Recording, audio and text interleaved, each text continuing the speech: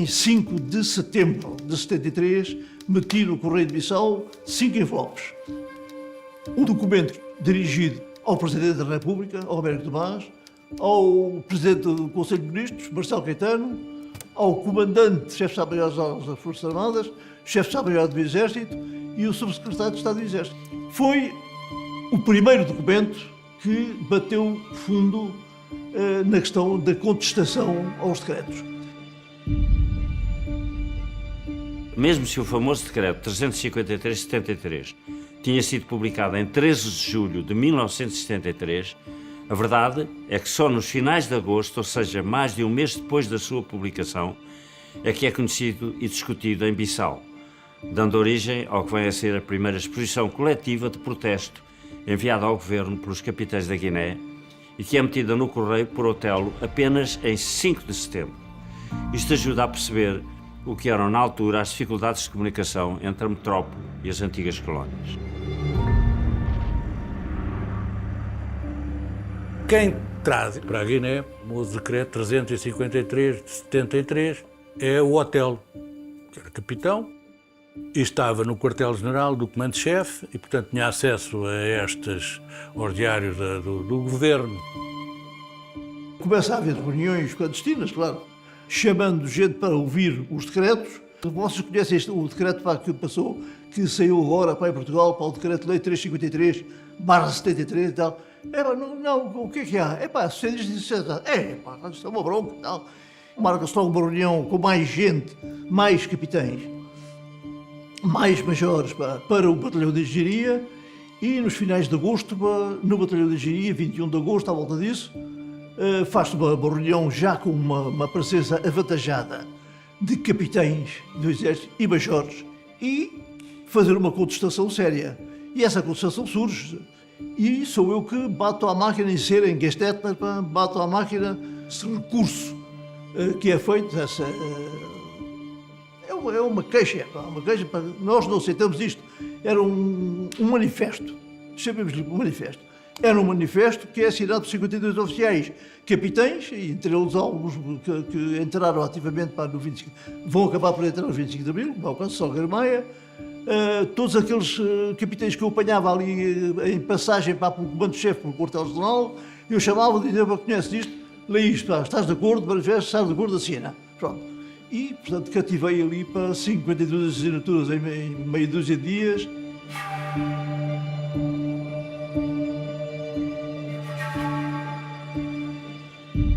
Dia 24 de agosto, a carta estava feita, fizemos a reunião e aprovámos 40 oficiais, já éramos 40 capitães, cerca de 40. A carta acabou por ser assinada por 53 capitães e tenentes, dirigida às mesmas entidades. Não era muito dura, mas valia por si. O simples facto de 40 capitães em guerra enviarem a carta aos poderes era um ato de rebelião absoluto. A nossa carta teve o efeito que teve, porque era uma carta coletiva e ninguém podia fazer manifestações coletivas. Quer dizer, que era proibido pelo Regulamento de Disciplina Militar aos oficiais fazerem manifestações coletivas.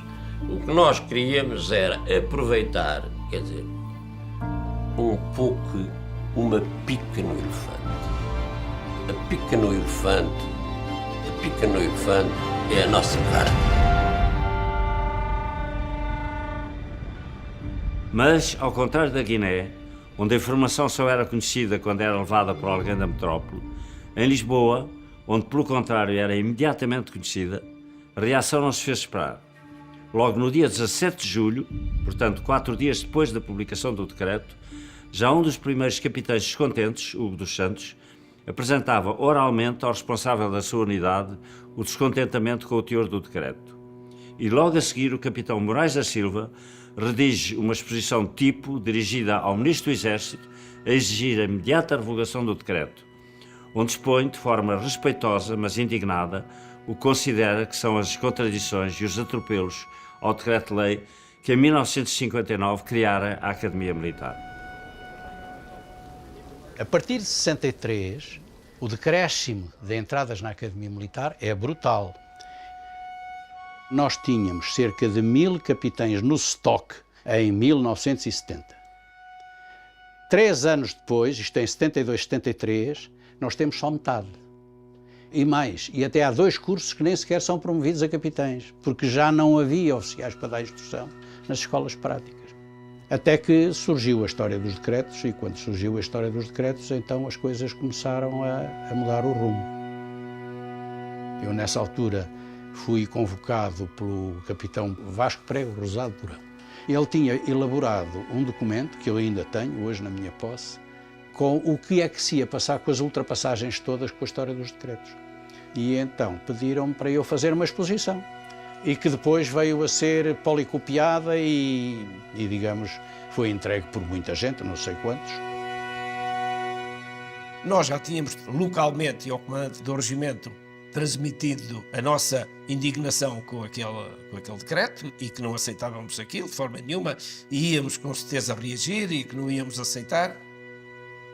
E é na sequência dessas discussões que vão sendo feitas que começam a aparecer aquilo que a gente chama a choca de uma exposição individual que nós devíamos fazer.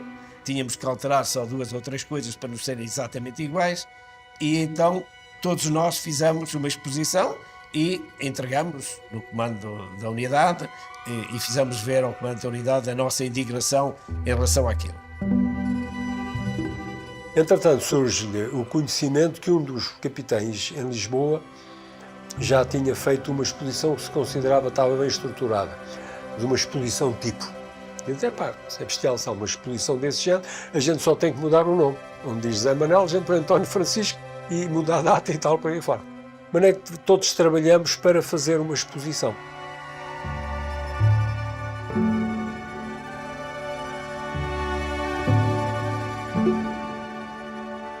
E as exposições chegaram rapidamente a cerca de 200. A diferença é que esses protestos, mesmo se multiplicaram rapidamente, não passavam de protestos individuais. E talvez por isso não tiveram qualquer reação. Perante falta de resposta às exposições individuais, os capitães não se conformaram e, naturalmente e espontaneamente, começaram-se a formar, penso eu, grupos de capitães em várias cidades, independentes uns dos outros. E assim aconteceu comigo também, tinha um grupo de oficiais amigos, conversámos sobre o assunto. Perante isso, um grupo de capitães, em desespero, propõe como protesto uma manifestação fardada no Terreiro do Paço, com o uniforme número 1, que é a farda usada apenas nas grandes ocasiões. Outros propõem um levantamento militar, greves nos quartéis, enfim, impulsos espontâneos, mas sem qualquer organização. Até que, em início de setembro, os capitães da metrópole têm conhecimento do abaixo-assinado coletivo vindo da Guiné, assinado por 53 capitães e tenentes. Era a primeira manifestação coletiva de oficiais do quadro permanente, um ato gravíssimo de indisciplina, que os fazia correr o risco de graves represálias, porque o Regulamento de Disciplina Militar, o famoso RDM, punia severamente essas manifestações. E a ideia inicial de Marcelo Caetano foi mandar ouvir-nos a todos nos termos do RDM, do terceiro artigo 130 do RDM. Essa ordem chegou a ser dada e depois foi contraditada. E foi esse ato de desobediência e desafio ao governo vindo da Guiné que levou os militares mais politizados a perceber que era isso que tinham de fazer também na metrópole. E depois alargar o protesto a todo o território nacional e às restantes colónias, Angola e Moçambique, para angariar o máximo de assinaturas, de modo a que o governo não pudesse retaliar, sob o risco de perder todos os oficiais que combatiam nas colónias. E aí, o contacto com os oficiais que vinham da Guiné foi absolutamente fundamental. Cada vez que vinha um dos homens do movimento de capitães a Lisboa, vinha contactar com o Vasco, sobretudo o Vasco Lourenço. O Vasco Lourenço é sempre o pivô disto tudo, não é? Tínhamos que nos organizar. Como é que, no que me diz respeito, conduzir, digamos assim, essa organização? A mim serviu-me de muito ter estado 4 anos nas Caldas da Rainha, no R5, em que conheci muitos oficiais dos cursos mais modernos que os meus. E servi-me desses para me apresentarem depois oficiais do curso deles, de artilharia, de cavalaria. Eu, por exemplo, não conhecia o Salgueiro Maia, não conhecia o Diniz de Almeida, não conhecia o Rosário de Simões. E então essa ligação acabou por espalhar, digamos assim, o universo dos capitães que eu conhecia. No mês de junho, eu sou abordado para me juntar a um grupo de oficiais que em Lisboa tinham começado a fazer reuniões, particularmente o Diniz de Almeida, particularmente o Vasco Lourenço, que eram as pessoas mais ativas nessa altura em Lisboa, no sentido de se oporem, digamos, aos efeitos que iriam ser causados nas promoções dos oficiais por 2 decretos-leis que o governo de Marcelo Caetano tinha posto em vigor. A primeira coisa que digo ao oficial que me contatou para eu entrar na conspiração é: se for para derrubar o regime, contas comigo. Era o capitão Rosário Simões. Se for para contestar os decretos, não falaste com ninguém. Mas, depois de eu ter vincado muito bem que eu entrava em qualquer reunião, em qualquer conspiração, desde que fosse com o sentido último político de derrubar o regime que nos governava, é-me dito por ele: é isso que alguns de nós pensam.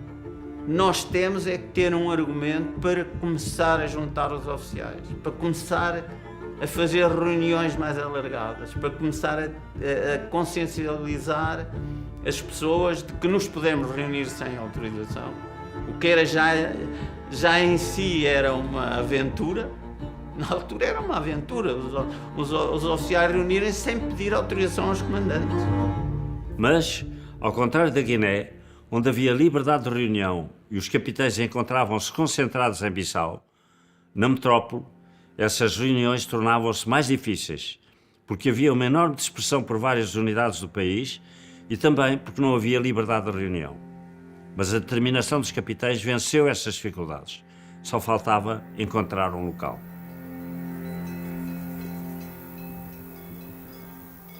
Numa reunião que fizemos meia dúzia de nós, na Academia Militar, começámos a discussão e decidimos: vamos fazer uma reunião. Aonde? Precisamos encontrar um local. E a certa altura o Diniz de Almeida diz: eu talvez consiga arranjar um local.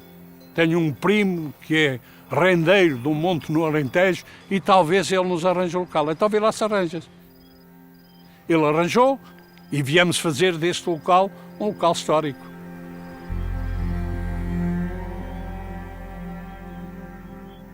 A herdade de Alcáçovas tem uma razão de ser.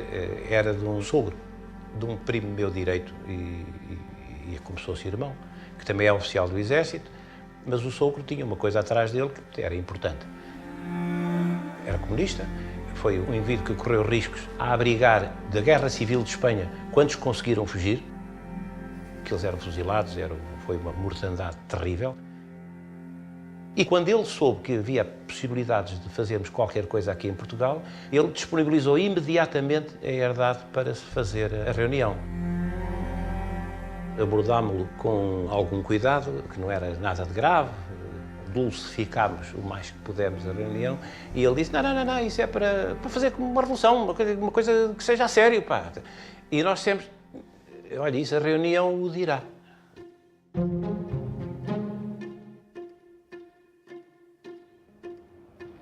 Arranjámos o local em Alcáçovas, mas tínhamos que marcar um ponto de encontro aqui em Évora, no jardim do Templo de Ana. Fui até lá para desenhar o croquis. O croquis tem que ser uma coisa assim muito simples, visão imediata, percepção imediata. E depois de ter feito o desenho, entreguei ao Vasco Lourenço. Marcámos o ponto de encontro entre a 1 e as 2 da tarde. Eu fiz questão de chegar aqui exatamente à 1 hora, que era o início do ponto de encontro. Quando nos estávamos a dirigir aqui para o jardim, aparece uma viatura militar e diz: epá, é o comandante da região. O quê? Mas já estamos detectados.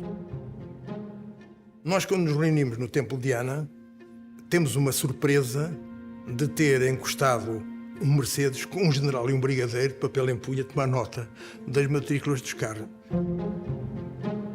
A certa altura aparece outro Mercedes de viatura militar e diz o Bicho Beatriz, que era um dos que vinha comigo: "Epá, este é o segundo comandante da região e ele conhece-me, ainda ontem estivemos em Mafra na EPI." E piscou-se.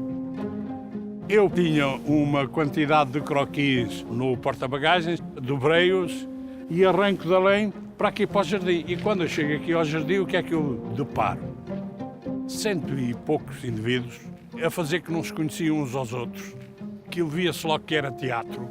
Ainda para cima, a malta toda, o cabelo cortado na época dos Beatles, está-se mesmo a ver que dava extraordinariamente nas vistas. Mas é que eu entrei pelo jardim dentro, com alguns ainda, então, pá, que é isso? E eu a pegar nos papéis e a dizer: desaparece, desaparece, desaparece, desaparece, desaparece, desaparece. Entrei por aqui, bem, e a malta começa a dirigir-se aos carros e começa tudo a sair. E de repente fica o jardim vazio e eu pus ali o meu Datsun 1200, de capô aberto, que era o sinal para alguém que chegasse e não conhecesse ninguém ou não fosse conhecido, dirigia-se ao tipo do carro, identificava-se e seguia.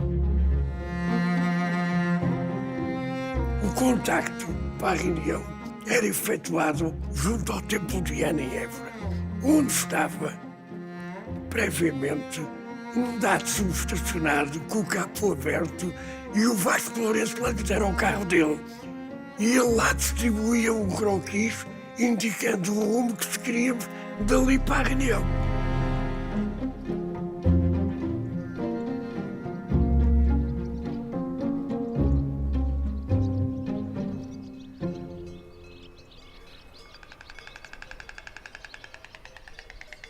Nós começámos a pedir aos capitães a pôr os carros atrás da casa.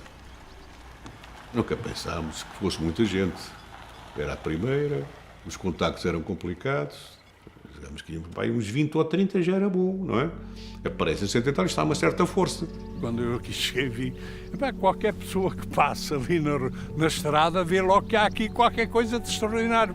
Os carros eram tantos. Via aqui perto de 100 carros. Ora, aqui dentro do mundo, perto de 100 carros, calculam o panorama de alguém que passasse aqui naquela altura e vê-se tantos carros, algo que se passa aqui. Temos a notícia que há uma reunião em Alcácer em que vamos falar todos, de todas as unidades, e então aí perguntou-se quem queria ir. E assim fomos cerca de 30 indivíduos da Escola Prática de Infantaria a essa reunião de 100 e tal.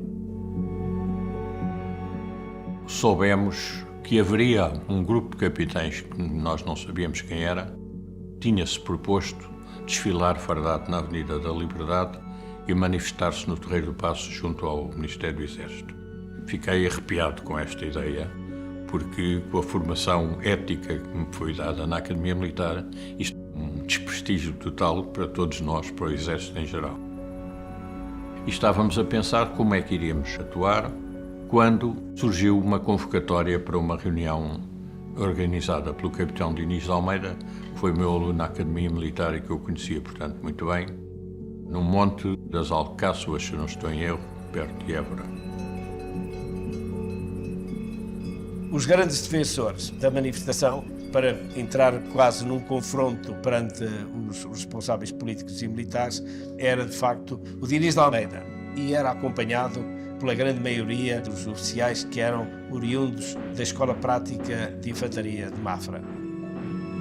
Em Alcácer foram discutidas diversas formas de nos manifestarmos, as mais variadas, umas um bocado tolas, tais como, por exemplo, fazermos um desfile na Avenida da Liberdade, fardados número 1. Até que alguém disse se estávamos bem a ver qual seria a figura que nós dávamos à nação quando no noticiário aparecessem os oficiais do Exército, fardados número 1, a correr à frente dos cães da GNR ou da PSP. Portanto, havia ideias um bocado disparatadas. Com medo que fosse avante as ideias do Diniz de Almeida, que era uma pessoa extremamente radical, falei com o capitão mais antigo do Exército, o capitão Albuquerque Gonçalves, e disse: nós temos que ir a Évora agarrar a reunião, porque com umas centenas de capitães a discutir o que é que iam fazer, o mais certo é que saísse dali alguma asneira.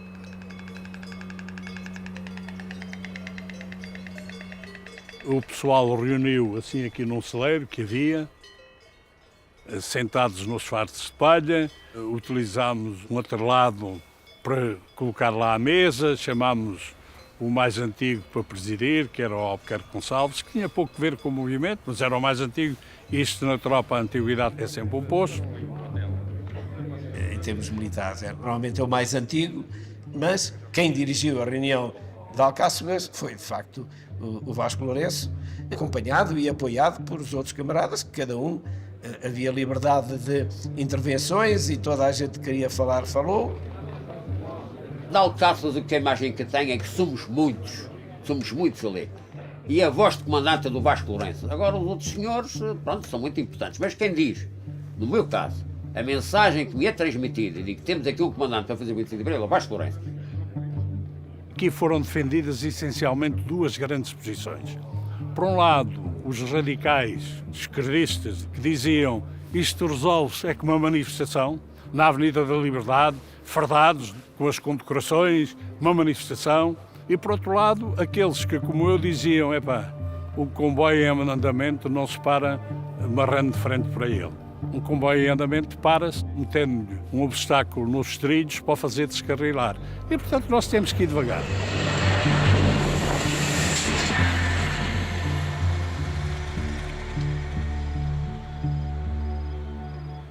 A reunião de Alcáçovas é uma reunião de pessoas muito sui generis. Há elementos ali que, no seu íntimo, estão lá porque pretendem uma ação política sobre a ditadura, mas aquilo fica com o argumento de defender o prestígio do Exército, prestígio das Forças Armadas e sem qualquer conteúdo político ainda. Eu estava farto de ouvir falar em prestígio. Eu estava lá sentado em cima de um fardo de palha e digo assim, eu não vim aqui para uma cena destas, quer dizer, pelo amor de Deus. Então nós juntamos todos aqui para isto. Eu vim aqui, foi para fazer uma revolução para derrubar o fascismo. O Sousa Castro estava ao pé de mim, dá-me uma cachaçada. Vais estragar isto tudo. De facto, vir para aqui tipos que ainda diziam em reuniões clandestinas, se alguém fala aqui em política, eu saio já para a porta fora. Vir para aqui dizer que o problema era fazer já um golpe de Estado, era afugentá-los imediatamente. Embora estivessem de acordo em opor-se à ideia de uma manifestação fardada, as motivações de Mário Fernandes e Vasco Lourenço eram totalmente diferentes. O grupo de que fazia parte Vasco Lourenço sempre teve em mente o derrubo do governo para conseguir uma paz negociada nas colónias e, por isso, condenava também ele a manifestação fardada, mas apenas porque havia o risco de os manifestantes serem identificados e presos. Já o grupo de Mário Fernandes condenava a manifestação apenas pelo desprestígio que isso representava para as Forças Armadas. O seu objetivo não era derrubar o governo nem acabar com a guerra, mas apenas a revogação dos decretos. E, portanto, na reunião de Alcáçovas, os dois defendem a ideia de uma exposição coletiva semelhante à que viera da Guiné. E Mário Fernandes fica encarregado de a redigir. Levei já escrita uma exposição dirigida ao Presidente do Conselho. Como quem diz, se nós tivermos já uma proposta, temos a oportunidade de evitar que outras apareçam. O capitão Albuquerque Gonçalves, como capitão mais antigo presente, leu a proposta perante os 136 capitães que lá estiveram e a proposta foi unanimemente aceite e assim se evitaram as manifestações. Portanto, a minha intenção foi isto, foi evitar o desprestígio do Exército. Lembro perfeitamente que foi apresentado esse documento, aprovado por unanimidade. Eu assinei lá os documentos, como aliás todos os camaradas que estavam presentes assinaram lá. E é perante o que o Vasco Lourenço diz que eu digo vou assinar esse documento e quero ser dos primeiros a assinar. Se nós, os jovens, assinarmos, não vai ficar ninguém para trás. O que é facto é que aqui conseguimos aprovar um requerimento assinado por 136 capitães e subalternos e lançámos daqui aquilo que viria a ser a grande bandeira que nos permitiu irmos organizando na conspiração até chegar ao 25 de Abril, que foi o objetivo é recuperar o prestígio das Forças Armadas. E nós, ao longo de 8 meses, chegámos à conclusão final, só se recupera o prestígio das Forças Armadas derrubando o governo e mudando o regime. Mas a bandeira da recuperação do prestígio das Forças Armadas serviu, por um lado, de mobilização para mais pessoal e, por outro lado, de camuflagem junto das chefias, porque nós dizíamos claramente, você é militar, venha à próxima reunião, porque o objetivo é recuperarmos o prestígio das Forças Armadas. Era o primeiro sinal, como quem dizia ao regime, estamos fartos. Já não somos aqueles cordeirinhos prontos para o sacrifício, terem ido para ali 100 e tal oficiais do quadro permanente. Fazer aquilo é uma coisa de um significado, de um rompimento completo com aquela subjugação moral a que estávamos sujeitos. Isto foi uma reunião extraordinariamente importante, porque deu o grande pontapé de saída. E é aqui que nasce, de facto, o movimento dos capitães. Depois era necessário levar o documento com as assinaturas para mostrar que nós tínhamos peso ao Américo Tomás e ao Marcelo Caetano. Então reuniu-se, e agora quem é que vai entregar isto? Então escolhemos 3 oficiais. Escolhemos o Major Maristo Fernandes, porque tinha boas relações com o poder. Escolhemos o Capitão Lobato Faria, que era o oficial do Exército mais condecorado. E depois escolhemos o Clementino Paes, que era um capitão deficiente, altamente deficiente. Também era chato prender um deficiente. Portanto, escolhemos assim figuras que desse brado e polémica serem presas. E depois havia mais 2 cidadãos, que era o Vasco Lourenço e eu, cuja missão era, se os outros forem presos, a gente foge e vai contar à malta e vamos ver o que é que vai acontecer.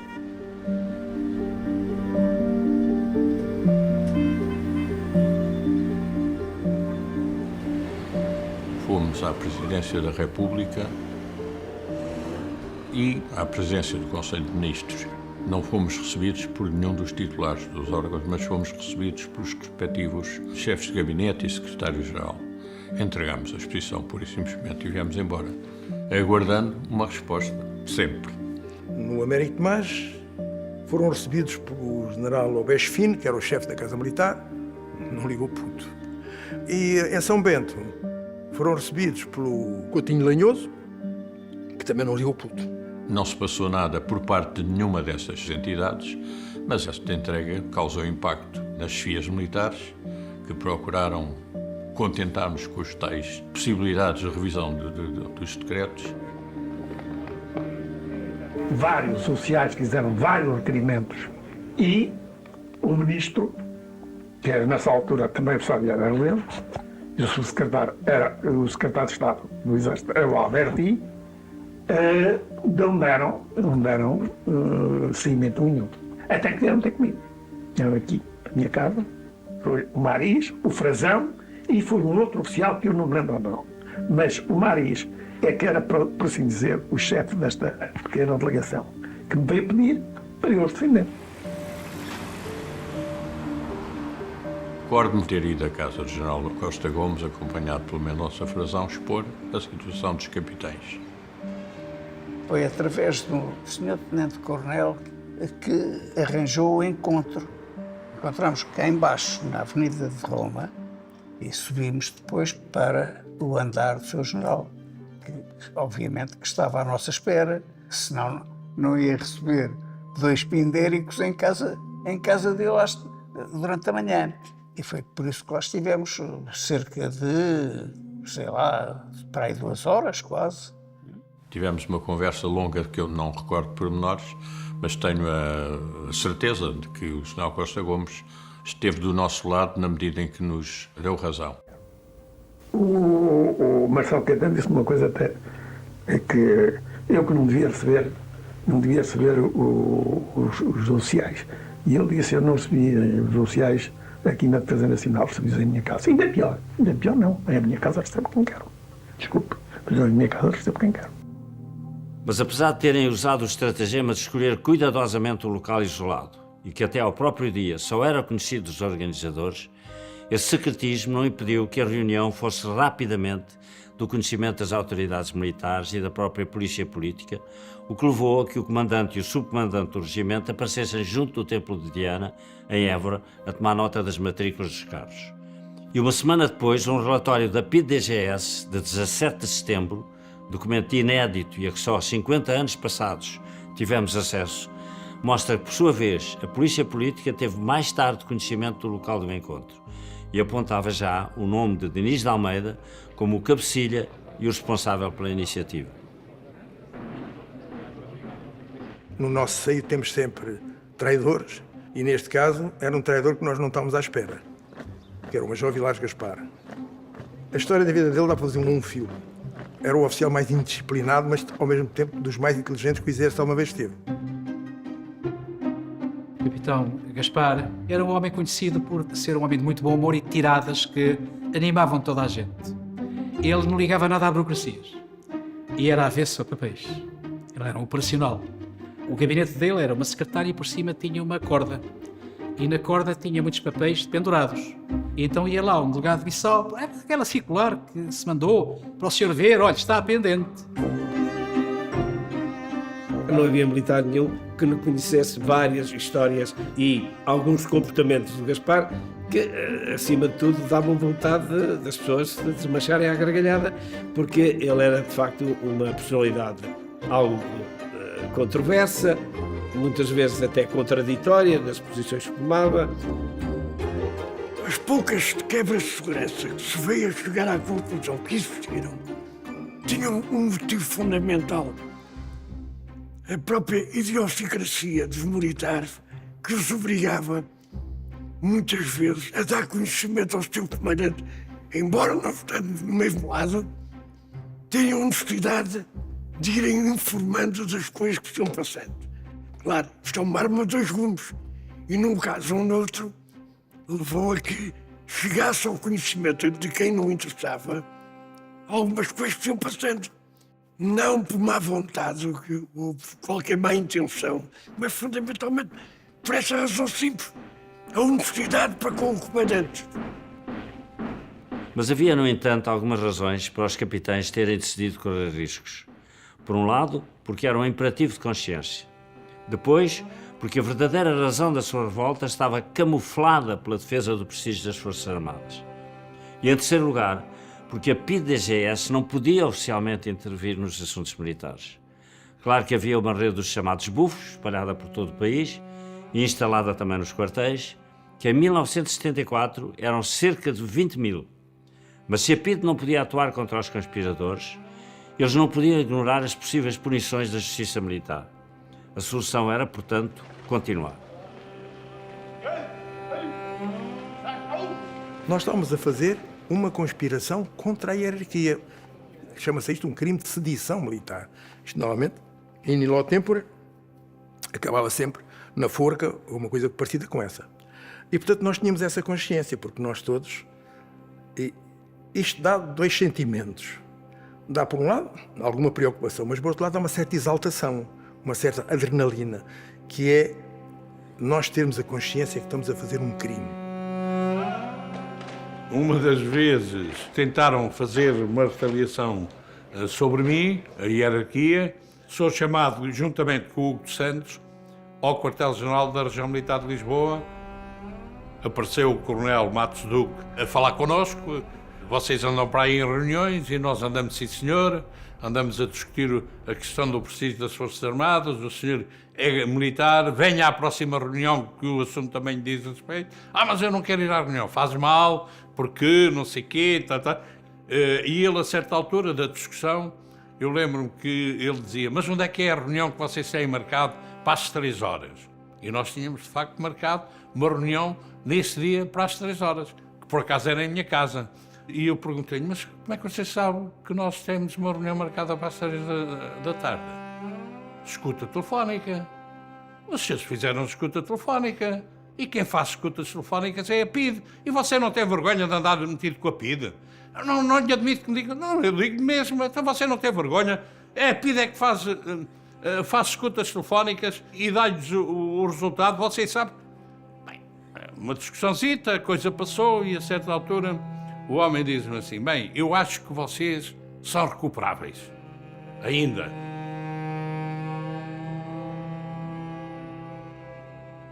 Este tom paternalista não podia, no entanto, ignorar o receio de uma rebelião dos capitães, sem os quais a guerra não podia continuar.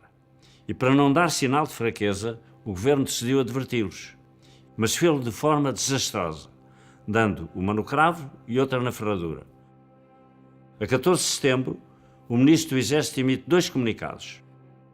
Um a tentar explicar exaustivamente a razão de ser dos decretos. O segundo a ameaçar os subscritores da exposição da Guiné com o RDM, o chamado Regulamento de Disciplina Militar. Mas a ameaça não fez recuar os capitães. Pelo contrário, no dia seguinte, publica o primeiro boletim do movimento apelando à continuação da luta e à importância do alargamento das assinaturas. E para isso, cria uma estrutura destinada a expandir rapidamente o movimento a todo o país.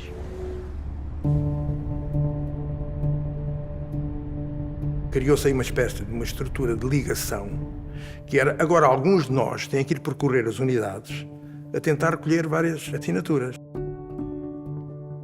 Dividimos as responsabilidades do país por áreas para cada um. O coordenador-mor desta comissão de ligação era o Vasco Lourenço. Como eu sou sulista, nasci em Faro, eu disse, eu trato do Sul. Chego a Tavira, estava de oficial dia, um oficial do meu curso, o Babo de Castro. O pai vinha aqui a ver se a malta assinava mais este documento e tal. E ele começou a chamar uma data de gente, e esta das... O gabinete oficial dia estava apinhado de militares. Quando eu estava lá no meu discurso, entrou o segundo comandante. O que é isto? Quem é você? Estavam todos fardados e eu estava à paisana. Você vai ser preso. Você está aqui assim, isto é uma conspiração. Eu vou já falar com o nosso comandante. E o comandante, que era um homem mais sensato, mais ponderado, mandou tocar oficiais. E fomos para uma sala de reuniões dos oficiais todos. E agora, explique-se. Bem, lá me tive que explicar. Atenção, estamos em 73, existe a PID, existem essas coisas todas, o Marcelo Caetano. Eu lá vou falar, o prestígio, o não sei o quê, aquelas coisas todas. O segundo comandante berrava que isto era uma conspiração, não sei o quê. E o comandante, sei lá, não é conspiração nenhuma. Sr. Tenente, eu era tenente nessa altura ainda. Olha, isto é assim. Eu não vou assinar porque eu sou o comandante, mas quem quiser assinar, assina. Opa, quase toda a gente assinou. Eu fiquei responsável pela zona centro até Lameu. Começámos a reunir com uma certa assiduidade no Batalhão de Caçador 5, em Campo Lido. Havia lá um espaço que tinha sido a antiga adega. E nessa antiga adega é que nós nos juntávamos. E lembro-me que um dia aparece o coronel Pita Alves, que estava colocado nos mecanográficos do Exército. E, portanto, tinha acesso àquelas relações, porque por aí é que a gente recebia os vencimentos mecanograficamente. E ele disse que podia arranjar a lista dos capitães, ao nível nacional. E contactámos os capitães a partir dessa lista. Quando o documento vem para Santarém, é assinado pelos oficiais da Escola Prática que estão cá, e eu já cá estou, e eu subscrevo esse documento já no final de setembro, quando acabei as férias, e quando esse documento andam a circular para as unidades da província para ganhar peso. Eu tinha regressado de Angola, onde tinha feito um estágio, fiz o curso de capitães e fui colocado na Pontinha. E entre os meus amigos do Colégio Militar, dos tempos do Colégio Militar, havia um que era oficial de engenharia, estava no batalhão de sapadores de caminhos de ferro, que era o Major Frazão. Ele convidou alguns amigos, enfim, que ele sabia que eram de confiança, da confiança dele, da engenharia, em que eles relataram o que tinha passado lá em Évora e pediram a nossa adesão, assinámos todos.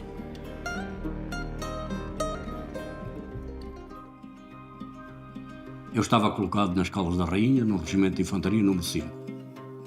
Esta unidade era uma unidade sempre importante porque tinha aqui um conjunto e um volume de oficiais que não podia ser escaboteado, quer dizer, tinha que ter opinião, também tinham que ter opinião.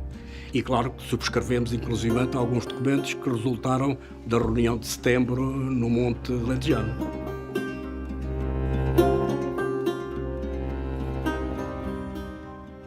Ele fazia a ligação com o norte do país.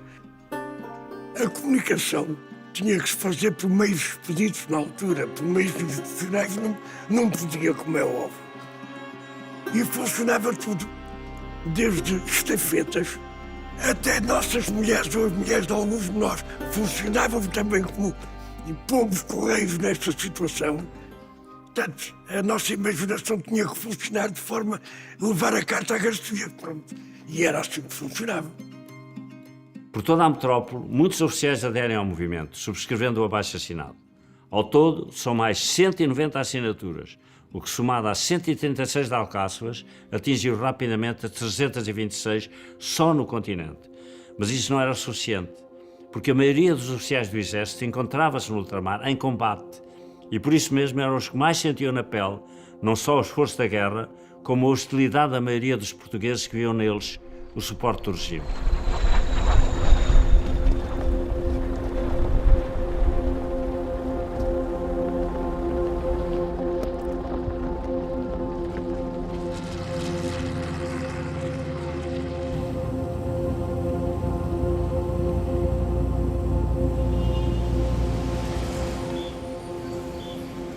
Em setembro de 73, estava na Mestre Oficiais em Luanda e apercebi-me que ia haver uma reunião dos capitães em Luanda, na sequência de outras, numa das quais tinha sido subscrito um documento de apoio à exposição que saiu de Alcáçovas.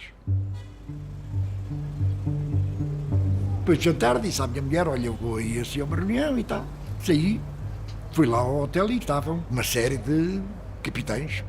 E muitos deles ficaram até um pouco desconfiados. O que é que este major vem aqui fazer? Eu sei que vocês vão ter uma reunião. O assunto despertou a minha curiosidade e eu perguntei: eu posso assistir? E eles disseram: sim senhor, com certeza, sim senhor. E tal. Bom, e como eu era o único major presente, até me deram logo a presidência da mesa, que eu disciplinadamente aceitei e presidi aquela assembleia. E quando a reunião estava a acabar, eu disse: bem, eu quero manifestar também aqui uma opinião. Os meus camaradas estão aqui a pôr como uma questão fundamental o problema do prestígio dos oficiais do Exército, que está a ser abalado e afetado por este tipo de medidas que estão a tomar. Mas o nosso prestígio está em baixo, fundamentalmente por uma razão. A sociedade portuguesa olha para nós como nós tanto comprometidos com um poder que a sociedade detesta. Isto é que abala o nosso prestígio. E enquanto nós não nos conseguirmos demarcar desta posição, não há recuperação possível para o nosso prestígio junto da sociedade. Esta minha intervenção recebeu o aplauso geral da Assembleia. Em Angola, é criada uma comissão de coordenação sediada em Luanda. E daí sai uma exposição com 94 assinaturas que se vêm juntar às 380 já obtidas na Guiné e na metrópole. Mas nada disso era dado a conhecer aos portugueses. A censura, atenta, proíbe uma notícia no Jornal Expresso onde se dava conta deste abaixo-assinado. Depois, em Moçambique, onde os capitães começam também a organizar-se, vem por sua vez uma exposição que reúne 107 assinaturas, o que, somado às existentes, atinge a soma de 634 em todo o território nacional.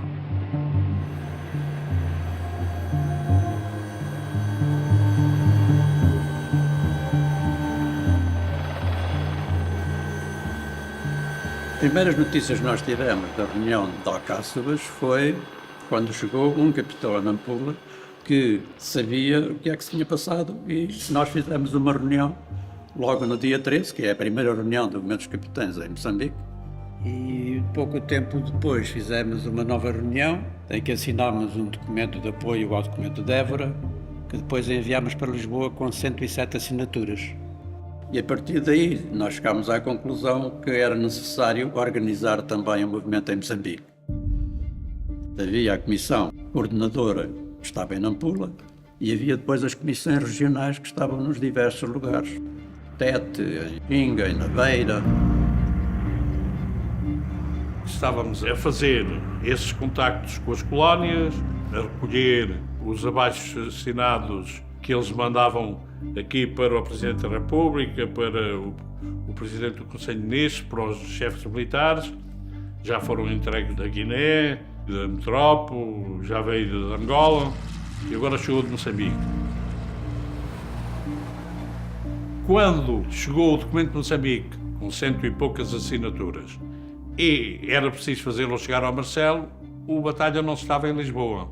Ele tinha uma relação boa com o Coutinho Lanhoso, que era o comandante oficial da Marinha, adjunto militar do Marcelo Caetano. E era ele normalmente que, para o Marcelo, era através dele que mandávamos a exposição. Então nós dissemos, mas é urgente fazê-lo chegar ao Marcelo. Bem, e aí vou eu e o Hugo de Santos a São Bento, nunca nenhum de nós tinha ido a São Bento. Chegámos lá, à portaria, dissemos que queríamos falar com o adjunto militar do Presidente do Conselho de Ministros. Perguntaram-nos, mas tem audiência marcada? E eu lembro que perguntei, mas o quê? É preciso? Não sei o quê. Então diga lá ao seu comandante que estão aqui 2 camaradas do Exército que querem falar com ele. Ele mandou-nos avançar, nós entramos, dissemos, olha, viemos aqui, queríamos falar com o seu Presidente do Conselho de Ministros para lhe entregar este documento, com assinaturas, já foram entregues outros, e agora chegou de Moçambique. No mesmo dia em que Vasco Lourenço e Hugo dos Santos vão a São Bento entregar a exposição Chegada de Moçambique, em Lisboa, reúne o Conselho Superior do Exército convocado por Sá Viana Rebelo, sob pressão de Costa Gomes. Nessa reunião estavam para aí 24 generais. Todos estiveram calados ou a defender os decretos, exceto um. É claro que tanto o Ministro da Defesa como o Presidente do Conselho ficaram muito zangados comigo. E verberaram-me por eu ter recebido os oficiais do Exército quando a Defesa Nacional não tinha nada a ver com isso. O problema era um problema do Exército, não ia ser resolvido no âmbito do Exército. Isso é, aparentemente, parece que é assim. Mas eu sou chefe de Estado-Maior-General das Forças Armadas. E, pelo menos, uma das coisas que tenho que bater é pelo moral das Forças Armadas. E este decreto fez, com certeza, baixar extraordinariamente o moral dos oficiais mais nobres que nós temos, que são os oficiais do quadro permanente de capitães e majores.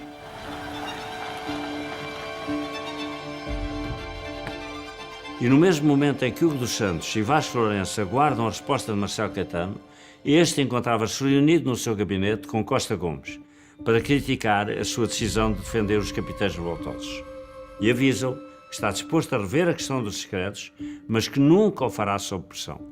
E compromete-se a resolver o problema em 2 ou 3 semanas, logo que o movimento pare com as reivindicações.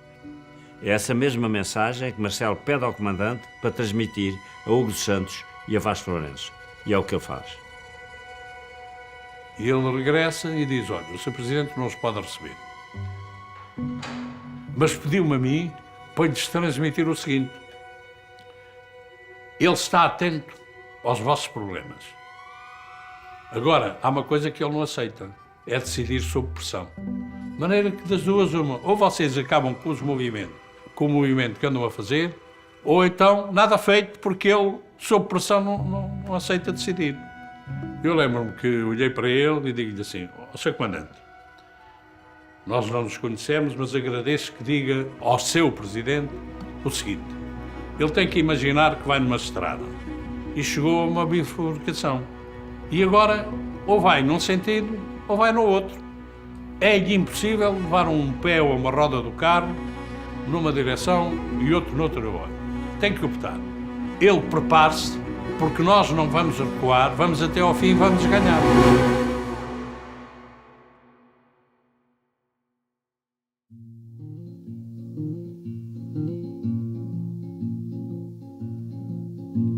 É possível falar sem o nó na garganta, é possível amar sem que venham proibir, é possível correr sem que seja a fugir. Se tens vontade de cantar, não tenhas medo, canta. Se tens vontade de cantar, não tenhas medo, canta. La la la la la la la la la la la la la la la la.